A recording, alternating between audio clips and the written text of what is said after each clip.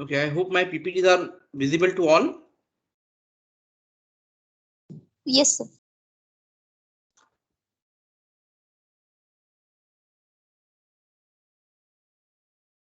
Okay, so once again, I welcome all the students. Today onwards, we are going to deal with the subject is object-oriented programming, okay, or OP concept. Okay, so we are going to start with the unit number 1. Okay, so in unit number 1, the name of unit is OP concept. The name of unit is OP concept, that we are going to learn the object-oriented programming concept. See, our main focus should be what is meant by object-oriented programming and why OP. Okay, so complete unit 1, we are focusing on the OP concept. The syllabus for the OP concept is first we have to learn basic concept of the OP. Today we are going to start with the basic concept. Okay, then we are going to start learning the features of the, or we can say some of the book refer it as the characteristics of the object-oriented programming, or it is called as the features of the object-oriented programming. Then we move to the C++ programming basic. I think here we will start our first program when we move to the C++ programming basic. Okay, then we are going to just 1 minute. I have to remove the timing on the slides. Just a minute.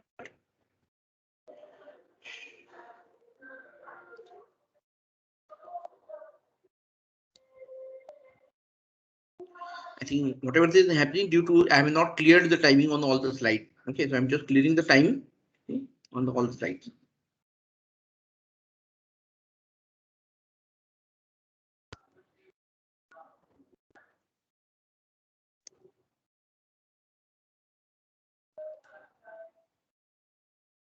Now it okay. Now it is fine.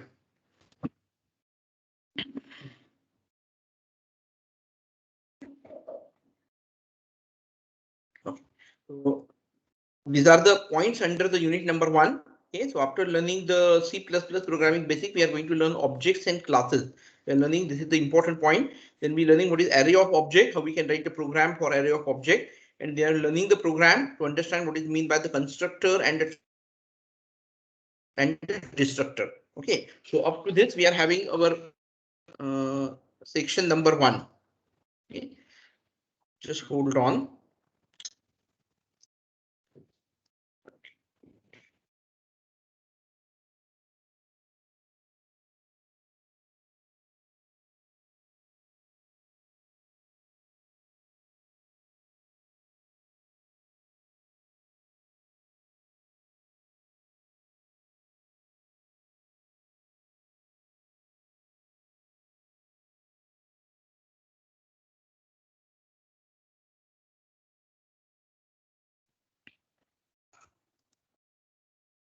I think it generally happens that whenever we receive the call during the meeting, though I am not going to pick up the call, it is going to disturb the network.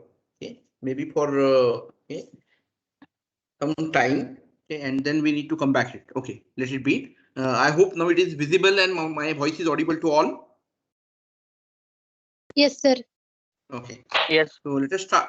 Okay, let us start with the first point, okay, that we are going to learn is basic concepts. Okay. Now, today I want each and every student should be very much clear with the question is why object-oriented programming, why we should go for the OP concept, why we have to use this in the. To understand this, we should know what was the drawback or the limitation of the structured programming or the normal programming we are having. Okay, so today I'm having so many slides, so many things to you show to just clear the concept, or everyone should have asked the question in your mind is why to learn object oriented programming or why OP. Okay, that question should be there throughout this session, and at the end of the session I hope all of you cleared with why we are going to for the object oriented programming. Okay, so today's my outcome of my session or the lecture is each and every student should be clear with what is object oriented programming, what is OP concept, and why we are using the OP concept in our program or while designing. Okay, so this was our outcome of the session. Okay, so To understand this, I think we should understand which are the drawback or what is happening into the previously and why, though we are having why we have moved to the C++ programming language or OP concept. Okay, so that's why I'm explaining from the background, okay, or the structure and the things. Okay, so I have written first point. In the old days, programmers start a project while they sit down almost immediately and start writing the code. Okay, it generally happens, okay, in old days that whenever they want to design the project, they want to start the project, all the members of the project come together. Okay, they will start doing the program. They sit together. They start doing the coding. Okay, at the same office, they are accessible and so on. Okay, but nowadays, however, as programming projects become large, okay, and more complicated, it was found that this approach did not work very well.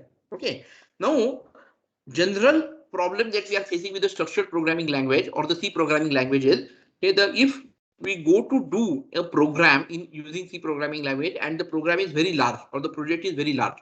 Okay, for example, suppose I want to maintain all the database or the details of our municipal corporation. Okay, so you can find that in the municipal corporation, you are finding there are the so many number of sections, so many divisions are there. Okay, persons are working into the different department, the customers are approaching to the different department. Okay, so someone want to pay the tax, someone may want to take the birth certificate, maybe the death certificate, someone want to take the permission for the we can say construction of their building or the house. So many sections are there. Okay, and if I want to design a software, for example, consider as for our municipal corporation, okay, at that time, if I start doing this using the C program or start doing this into the using the structured programming, if I start taking this project using the structured programming or the C programming, okay, then what will happen? The project will be very large and it is more complicated. And it was found that the approach of structured programming will not very well. It will not work because the problem was the complexity. Okay, whatever software I want to design, whatever the project I want to design, my project is very complex. Okay, there is a very complexity of the project and it cannot be handled by the normal way of programming. Okay, now the large programs are probably, suppose I write a very large program in my C using C programming or structured programming, probably it is most complicated the entities ever created by the human. So we should not have the program which is very large. It should be divided into the modular programming should be used. Okay, and if I use C again, it will have so many limitations. Okay, we are going to discuss all this. Because of this complexity, okay, why we have came with the concept of the object-oriented programming, because of the complexity of the software are prone to error.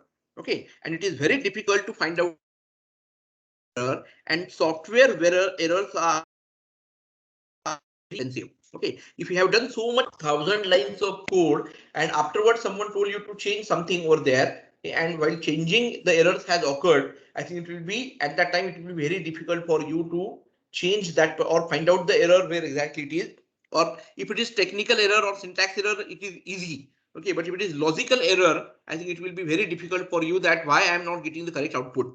Okay, my program syntax is correct. Okay, so all such things indicate that if the program is complex, okay, then the programs are prone to error. There will be so many errors. Okay, and all these softwares are very expensive. Why very expensive? Because unless until you remove the error, you cannot continue further. Okay, so unless until you get the correct output, you cannot deliver your project to the customer. Okay, and all these things are happen. So due to this reason, as my programs are complex, my programs are very large. If my project is a very big project, just I told, for example, it is related to municipal corporation. Okay, it is having so many sections. Okay, and I want to maintain all the things on my computer related to the every section, every department, how the customer is input to every department database is different. It is maintaining report, the report which are generated are different, and so many things. Okay, so my project is very complex. Okay, so for such complex programs or the large programs, three major innovations in the programming has devised to cope up with this problem of complexity. To cope up with the problem of complexity, to cope up with the problem of a large project, to cope up with the problem of the, I can say, complex project or complex problem, there are three methods are used here. I think this should not be displayed. Oh, it is correct. Okay, so there are the three ways to cope up with the problem of the complexity. The first approach is object-oriented programming. That is what we are learning this in detail, OP. Okay, to cope up with, to solve the problem of complexity or the complex problem or complex project, complex program or large program, which is the approach we are having. The first way is the object-oriented programming. Second is the unified model language, modeling language or UML. Okay, so this is another part. I think you might going to, I don't know, in maybe third year or maybe in object-oriented modeling and design, you are going to learn. Okay, but this is not our topic of discussion. I'm just informing. We can use the UML to reduce the complexity of the program, and there are some of the other approaches are also there. Improved software development process are there, okay, to handle this. Okay, but out of these two, which we are not going to learn, this is not the part of our syllabus.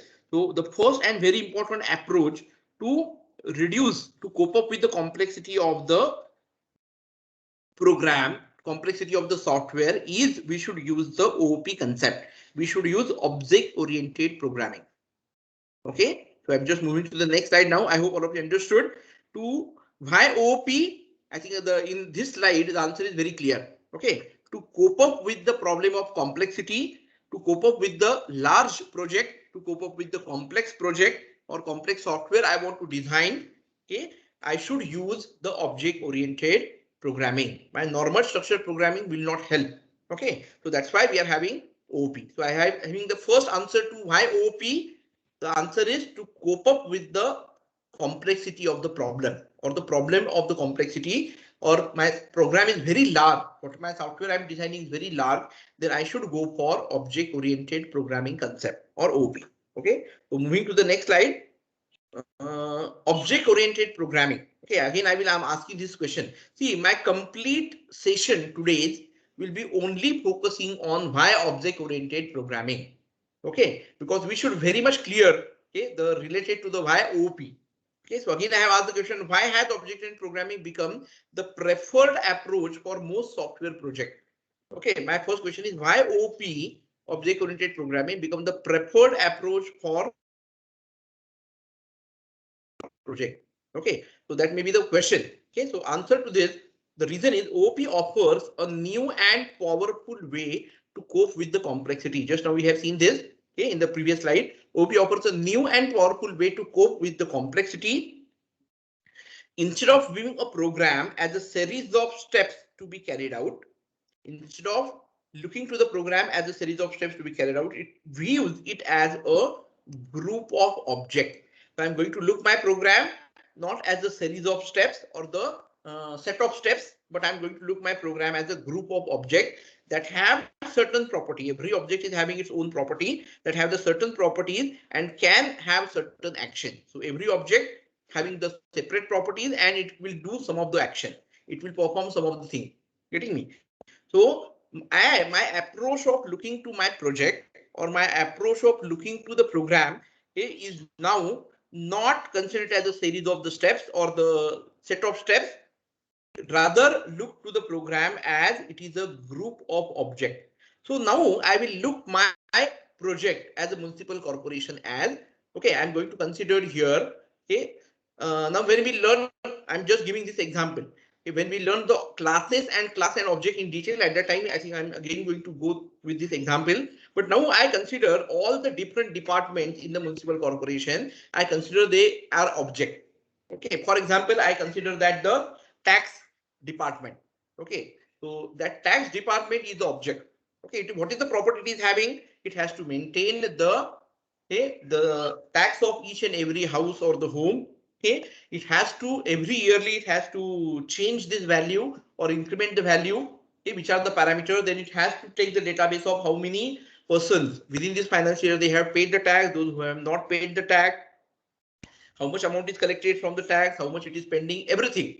Okay, so whenever the customer comes with the generation of the receipt also, a generator of the tax statement also, so many things are there. So I consider it is one object.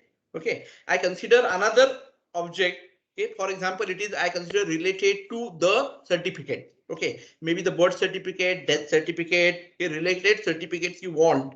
Okay, I consider that is another object which is going to maintain this. So it is having different property. Okay, so that tax department is having the different properties. Okay, properties are different. So every object may have different property and it has to perform certain actions. Getting me? Suppose I have one department which is related to having, or it is going to related to the shop act. Okay, related, it will take care of all the information of each and every shop, whether it is registered or not. Okay, what is the size of that particular shop, whether it is newly constructed, everything. So I consider that is another department.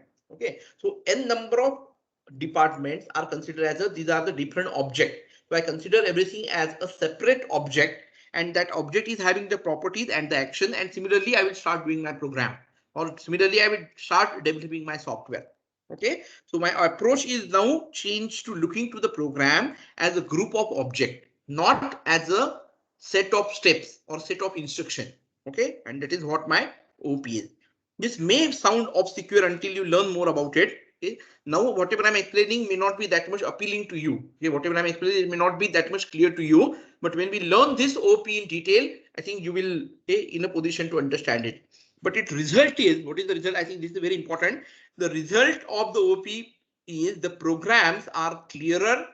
Okay, programs which are written in OP are clear, they are more reliable, and they are more easily maintained. Okay, so whenever I want to make modification into the program, okay, I want to make changes in my program. If it is using OP, I think it is more easy. If I want to add one more object into it, okay, which is more similar to the another object, okay, then I will use the inheritance property. Okay, so all these things are there in the OP. So if I use the OP, my program is clearer, it is more reliable, and it is easily maintained. But that is not happens with the structured programming. Okay, so that's why to use object-oriented programming. So I consider here that the point we have already written and discussed. I'm just moving to the next slide now. Again, my question is, see, in today's session, I'm asking so many questions related to OP. Okay, just to make it very much clear, to focus the advantages of this. Why do we need object-oriented programming? Okay, so the answer is object-oriented programming was developed because limitations were discovered in earlier approach of programming, and that was the structured programming. To overcome the limitation of the structured programming or earlier programming, we have used, or why we go for object-oriented programming, for that reason. To appreciate that OP does, we need to understand what these limitations are and how they arise. I think that arose from traditional programming language. So now, before I say that the OP is very good, okay, I must put which are the limitations of my structured programming. Okay, when I'm explaining C++, I must know what is the difference between C and C++. Okay, what is the advantages there in the C++. Okay, so I must know which are the limitation of the C programming. I must know which are the limitation of the structured programming or traditional programming. Okay, so now I have written the point. The procedural languages C, Pascal, Fortran, and all the similar languages at that time before the development of C++ are procedural languages. Okay, they are procedural languages. That is, each statement in the language tells the computer to do something. Okay, maybe get some input, add this number, divide it by 6, display something. So every instruction, every statement in my C programming is inform computer to do something. Okay, and that is my procedural or structured programming language. A program in a procedural language. Okay, now I'm not talking about OOP, I'm talking about structured programming. A program in a procedural language is a list of instruction. Okay, but that is not the case in the OOP program with OOP. Okay, program in procedural language or structured programming language, it is a list of instruction. For a very small programs, no other organizing principle, often called as is needed. The programmer creates the list of instruction and the computer carries them out. Okay, I just continue with this discussion.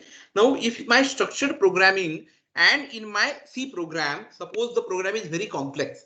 Okay, my program is of 1000 lines. Okay, I want to reduce the complexity of the program in my structured language. Okay, then generally what I'm going to do, I will divide it into the function. Okay, I think everyone knows what is meant by the function. So the way I am doing to go for the modular programming or to reduce the complexity of the program in C programming or structured programming, I will go for the function. I will start using the function. Okay, so when program becomes larger, a single list of instructions become unwieldy. Okay, few programmers can comprehend a program into more than a few hundreds of statements, and when it will be 100 statement, unless it's broken into the smaller unit. So I will, whenever instead of having 1000 lines of the code, okay, up to 80 to 90 lines of the code, I consider it is my one function.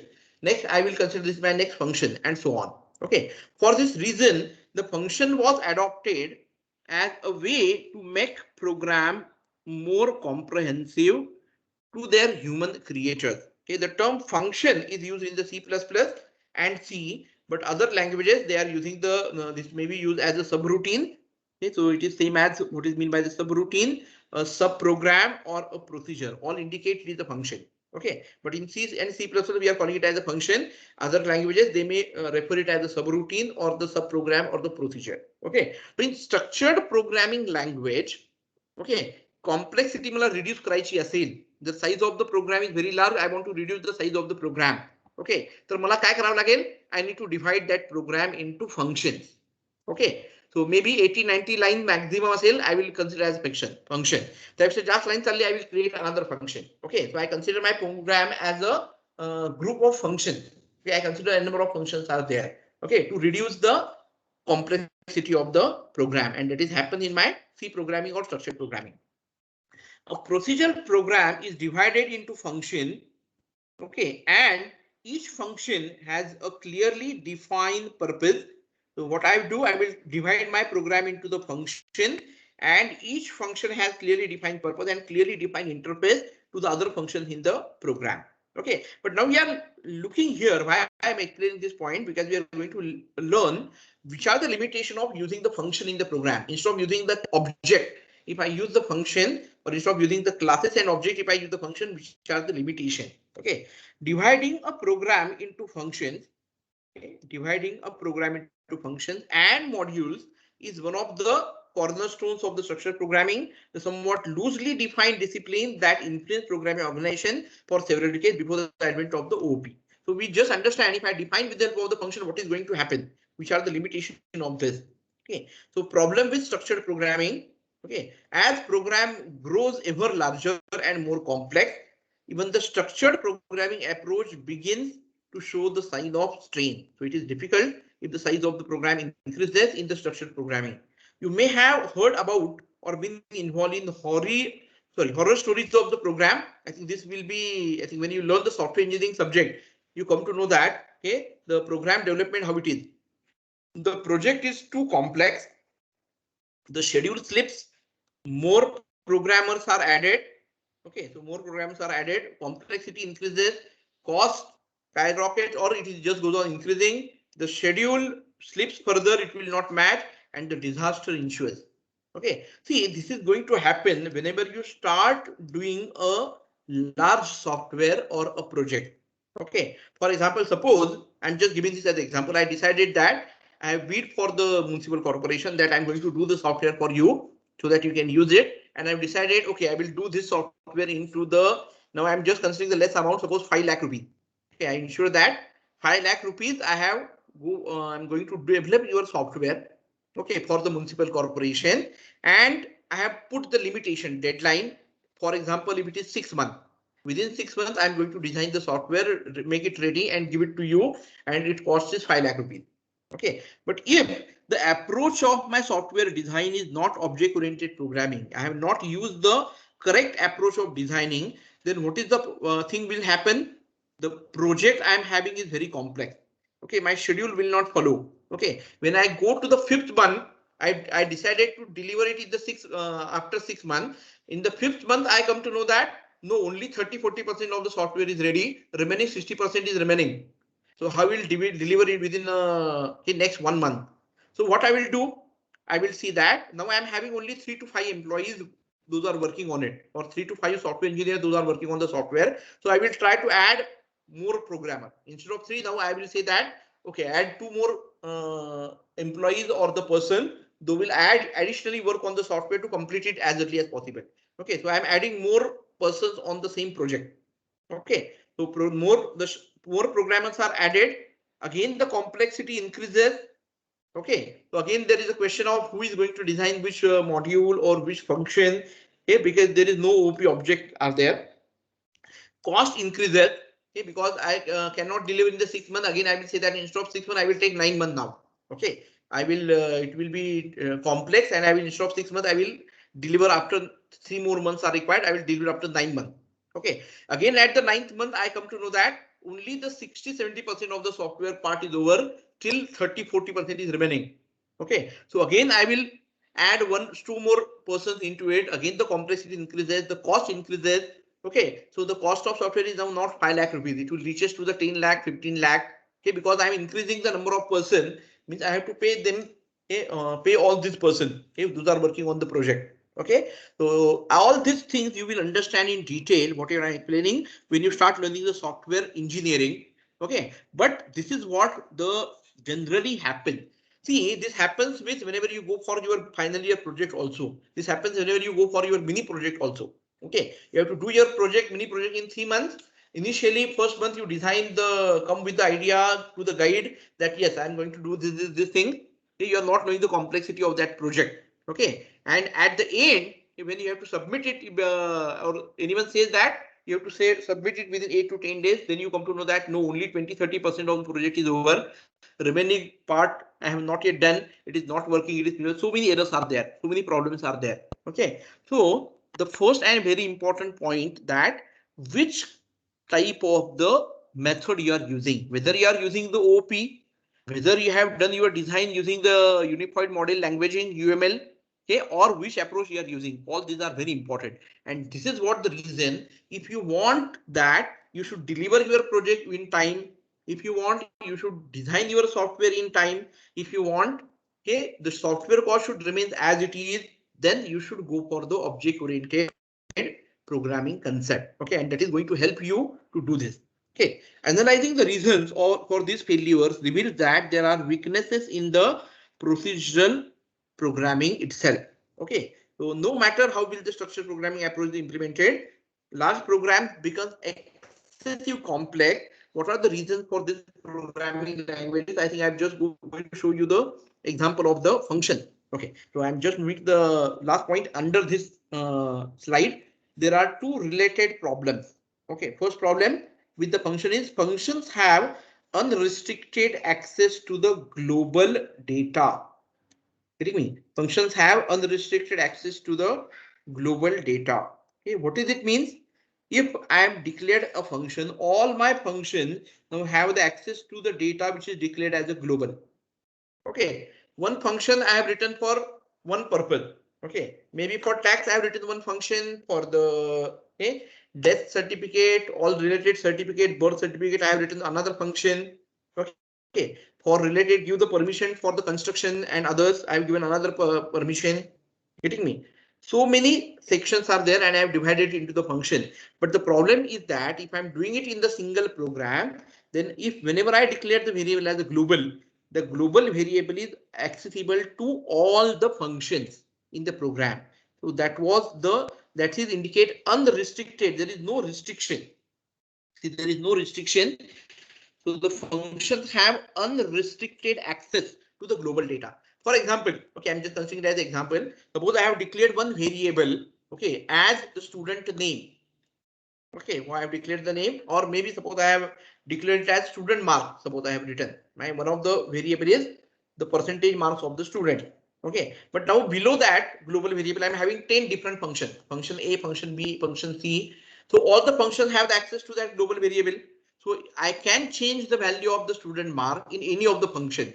Okay, so it indicates that there is no restriction. There is no restricted access to the global data. If it is declared global, all the function in my program will have the access. Okay, another case, reverse case. Okay, what is the reverse problem or the reverse case is unrelated functions and data. Okay, unrelated functions and data. Now suppose I want that one, for example, the student marks should be accessible only to the exam section, only to the office section, only to the university function or section. Okay, then I want one data should be accessible only to 3 function, not to all. बरोबर आहे. एक तर तो काय असेल, it is declare globally, it is accessible to all, म्हणजे सगळ्याच फंक्शनला ऍक्सेस होईल जर ग्लोबली डिक्लेअर केलं तर. आणि जर मी फंक्शनच्या मध्ये डिक्लेअर केला इनसाइड द फंक्शन, तर it will be accessible only to that function. I cannot have access to the another 2-3 function. Okay, 10 पैकी मला 3 फंक्शन साठी हा डेटा पाहिजे. 3 function should have access to this. Okay, remaining 4 functions should not have access to it, so that is not possible if I declare it with the function. I'm just showing this with the help of the diagram. I hope now you will have understood this. Okay, I hope this diagram is visible to all. This shows the problem with the function and the global and local variable. Yes, it is visible. My voice is audible. Yes, sir. Yes, sir.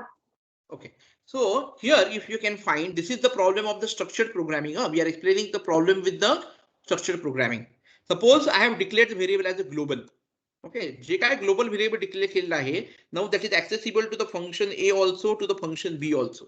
And if I declare here function C, one more function, suppose I declare it as this is my function C, then C also have the access to the global data. लक्षात आलं तुमच्या? Global declare variable केलं तर काय होईल? It is accessible to all the function A, B and C. Now suppose, but I want some of the variable to be accessible only by the B and C. मला A La access द्यायचं नाहीये. I want A should not have access to this. Okay, but I want to give the access of the variable only to B and C. Then it is not possible. Okay, if I declare global means it will be accessible to all. I cannot have the restricted access of the data. Okay. Second thing बघा इथं. The function A has declared local variable. Function A चे जे local variables आहेत, all the variables which are local to the function A, okay, are accessible only by the function A. They are not accessible to B and C. Similarly, local variables of B are not accessible. Accessible only to the B, not accessible to A, C and any other function, and so on. Okay, म्हणजे जर मी local variable declare केलं, तर it is accessible only to the function, but it is not accessible to the other function. Okay, global declare केलं तर काय आहे? It is accessible to all. Means माझ्याकडे एकच कंडिशन आहे, एक तर फक्त फंक्शनलाच ऍक्सेस होईल, else it will be accessible to all. But now I want that I want to declare such variables which are now accessible only to C and B and C. Okay, but I don't want to give its access to A, and that is similar kind of situation is not possible into the function whenever I'm declaring it as a function. Okay, so I show one more diagram related to this to understand the problem.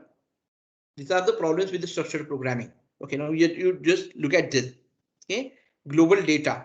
Okay, I think the procedural paradigm what I'm having. This is my global data accessible to all this function. This is again global data I have declared accessible to all. This is again I declare means everything is accessible to all the functions now. And any function will have modified it in their code. And overall, I'm finding the logical error. I don't know which function has modified it. Okay, because I am writing the function separately. I am dividing the work as per the function. Okay, I'm having 5% to do the software. Generally, I will give it as a separate out to the function, but at the end, it is a single program. Okay, so in such a case, it will create the problem. Okay, if it is global data accessible to all, if it is local data, it is accessible to only that function. And we want to remove this limitation of the use of the function in the structured programming. So that's why we are going for the object-oriented programming. Okay, I want to give restricted access to the data. I want some of the functions should use it. For example, I said for the marks of the student. I want the marks of student to be accessible only to the function exam, only to the function office, and only the function university. Okay, the student function should now have access to it. Getting me? Maybe the function which I have written for the hostel related should not have access to it. All other functions should not have access to it.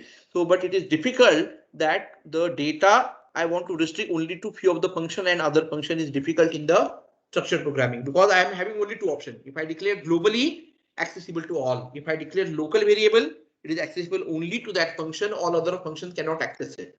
Okay, so just to show this limitation, I have drawn these two diagrams. I hope all of you clear with this. Okay, is this clear to all? The limitation or problem with the structured programming. Yes, sir.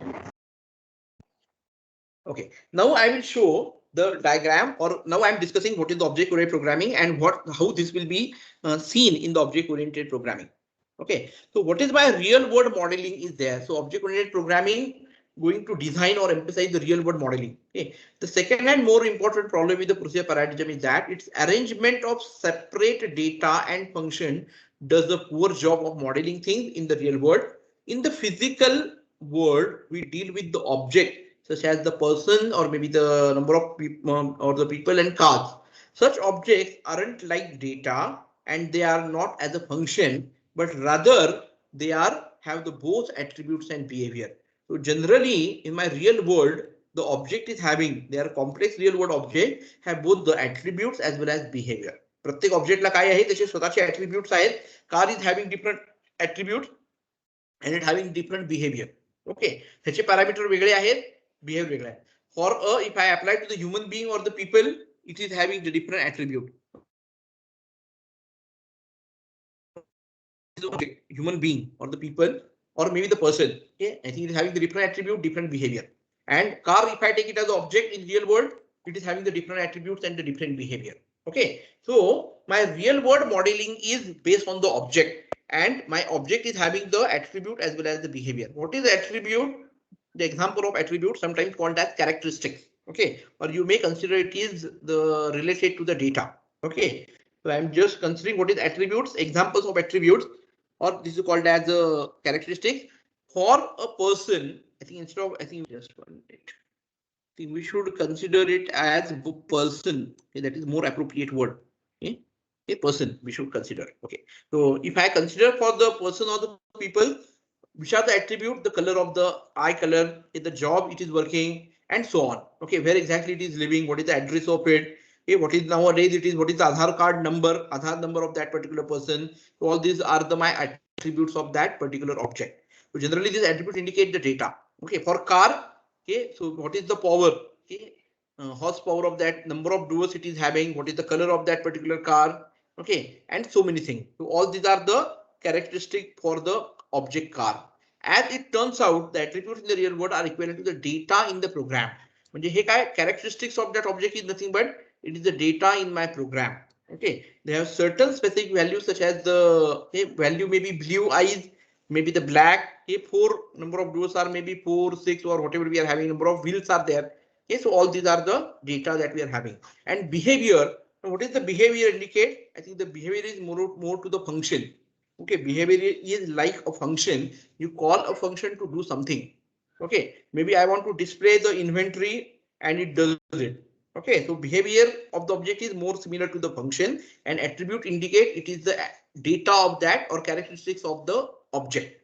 Okay, behavior is something a real world object does a response to some action or to something. If you ask your boss for a rise in your salary, I think generally he may just say yes or no. Okay, if you apply for the brakes in the car, it will generally stop it. Means apply means if I'm having this is the function of the car. If I press the brake, it should stop the car. So it is action. Okay, so it is related to the function part.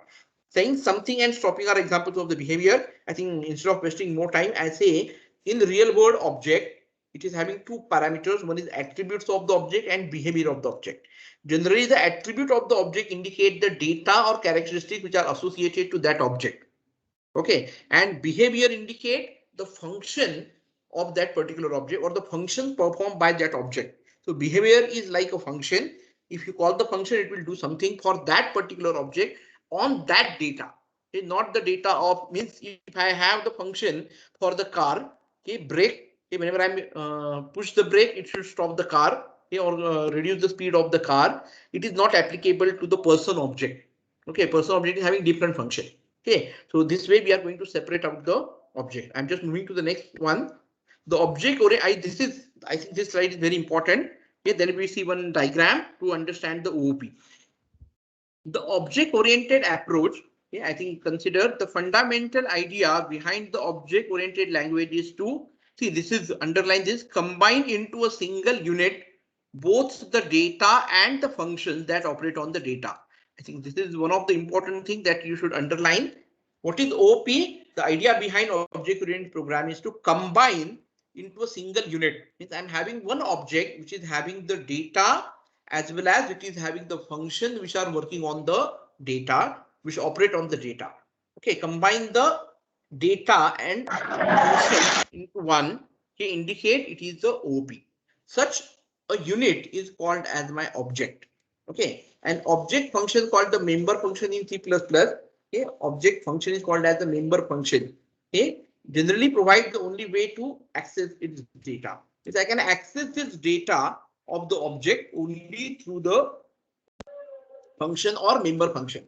Only through member function I can have access to it. Okay. If you want to read a data item in an object, you call that member function in the object. It will access the data and return you the value.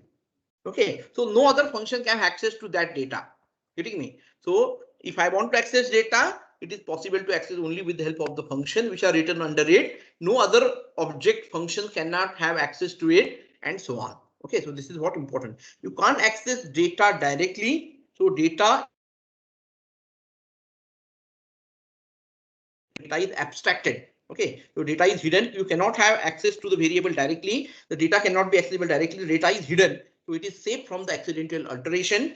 Data and its functions are said to be encapsulated. Okay, we are going to learn all these features also in the next lecture. So data and its functions are said to be encapsulated into a single entity. Data encapsulation and data hiding are the key terms in the description of object-oriented programming. Why my data is encapsulated or protected or hide? Because no other object function can have access it. No one can access it. I can access it only through the function. Only through the member function I can have the access to the that particular data.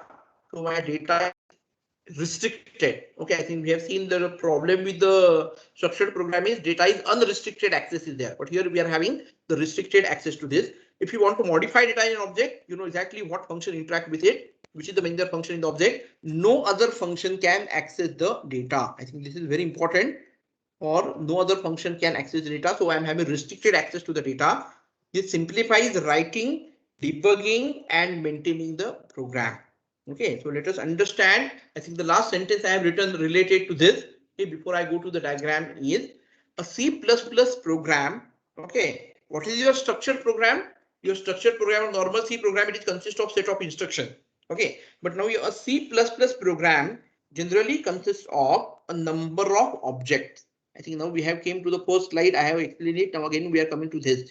The C++ program consists of the number of objects which communicate with each other by calling one another's member function.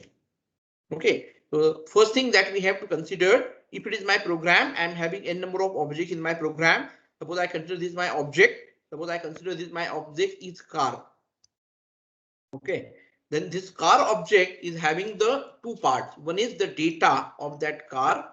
Okay, now what type of data it is? Maybe the color of car, maybe the company of the car, the number of wheels that we are having. Okay, and then I'm having the function. Okay, another part I'm having the function which are operate on it. And this is I consider as a my object. And now in my C++ program, I'm having the number of object. Okay, so my program is considered as a number of object, and this one object can communicate with each other by calling the function, member function of that object, and member function only have access to the data. Okay, so this is what we are having related to the object oriented approach. Okay, and I think now whatever I want to show with the help of the diagram, it is shown here. The object oriented approach that we are having. In structure oriented approach, we are having the number of functions are there, but now there are not number of functions. We are having the object. So I'm having this is my object 1, object 2, object 3. And every object, what is they having? They are having the data and they are having the member function. Now it is no restriction. It may have only one member function or 2, 3, 4, 5 number of member functions which are required. What is mean by member function or what is mean by function? The function means it will perform some action or some operation on this data, okay, which is defined for this particular object. Okay, so that we are having. This is the another object, and all these very important part is all these objects now can interact with each other. You can find that there is a communication between the object. Okay, so this is my now I say my data is restricted. Why it is? Because the data is accessible only to the member function inside that object. Okay, so suppose this is object A, I can say this is the object B, this one, and this object C. So the data of the object C is accessible only through the member functions of it. No other member function, or it is not at all accessible anywhere.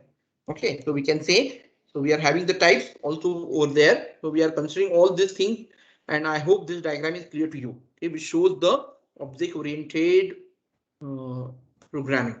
Okay, is it clear to all? Yes, sir. Okay. So now it indicate that here onwards, see, now we are talking the program as a set of objects. I'm talking the program as it is the number of object I'm having. So first I want to do any program, I will define it in the object. Okay, I will declare that. Suppose I want to do the program for the student, getting me, or maybe for our college or our department. Okay, then I will start thinking which will be my object, different object in my department. I say yes, student is one of the object.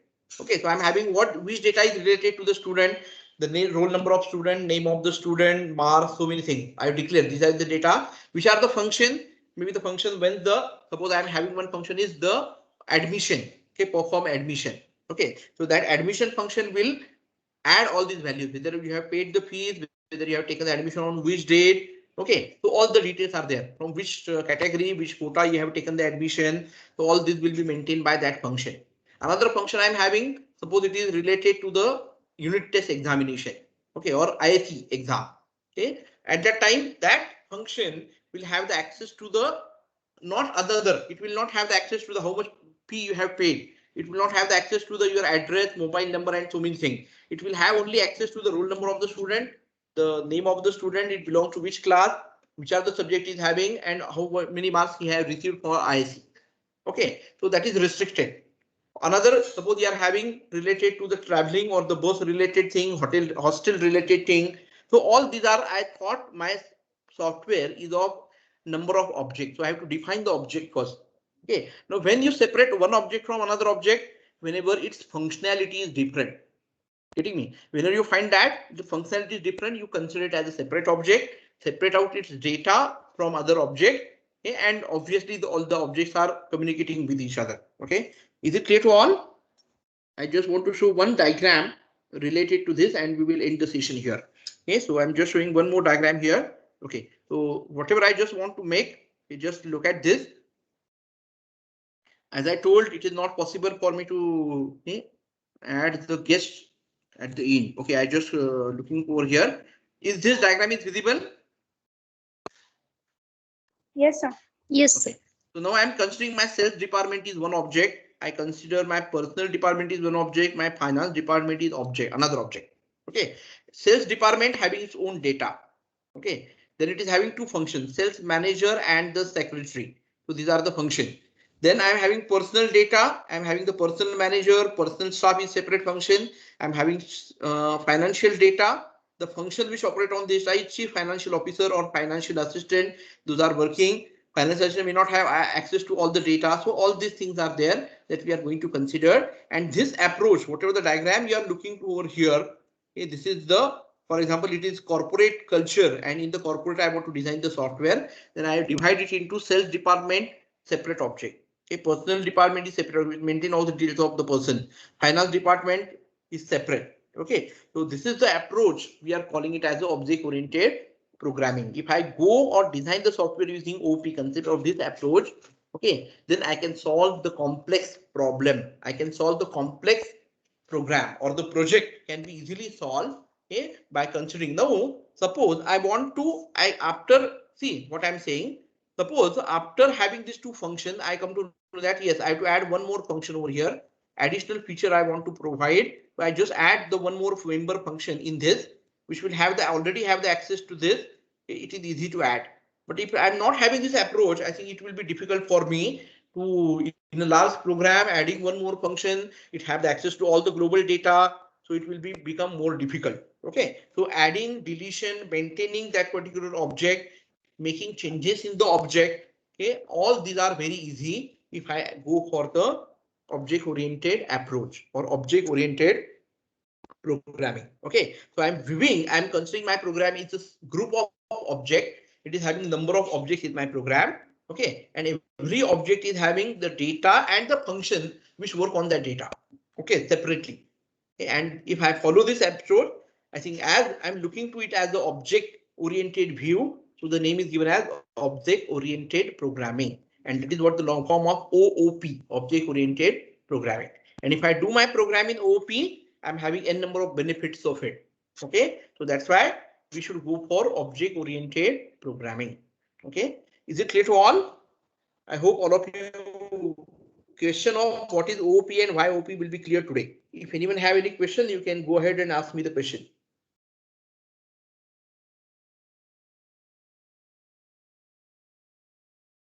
Yes, whether all of you understood it, I assume all of you understood what is OOP. Yes, sir. Yes, sir. Okay. So next lecture, I think as per our syllabus, tomorrow we will go on learning the different features of the object-oriented programming.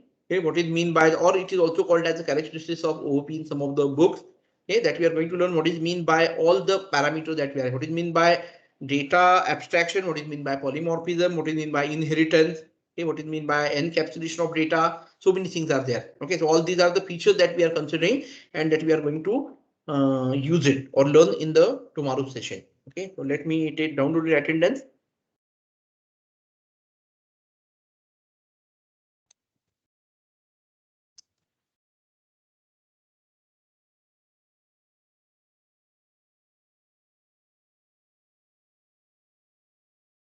See, if you start looking or see, it is also easier for you also to divide your project. Okay, because you can divide it into object. I think some of the 2-3 person or your employees will work on the sales object. 2-3 will start developing the software related to the person object or maybe related to finance object. So dividing the work also is very easy. If I go for the object-oriented programming, modifying is easy, maintaining is easy. If whenever errors is there, easily I can find out, yes, this error came from the which object.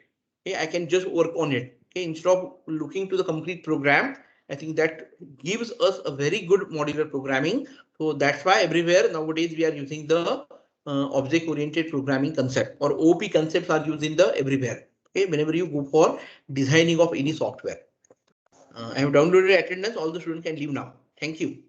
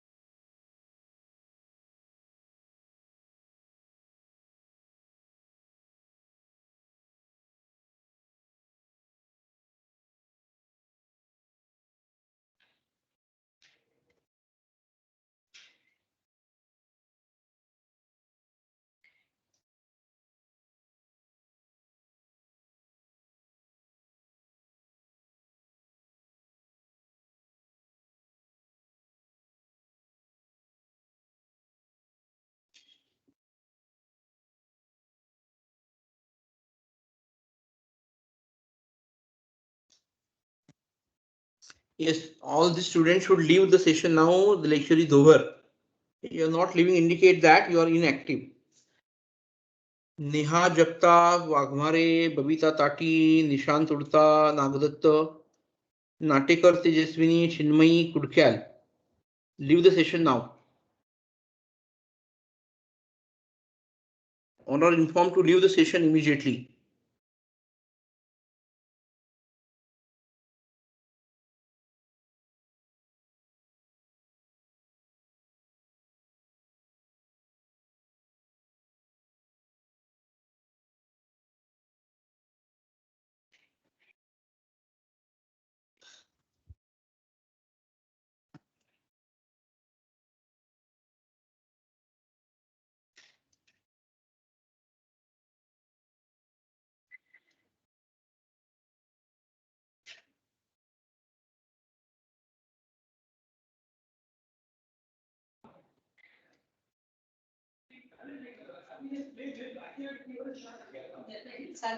चालू आहे.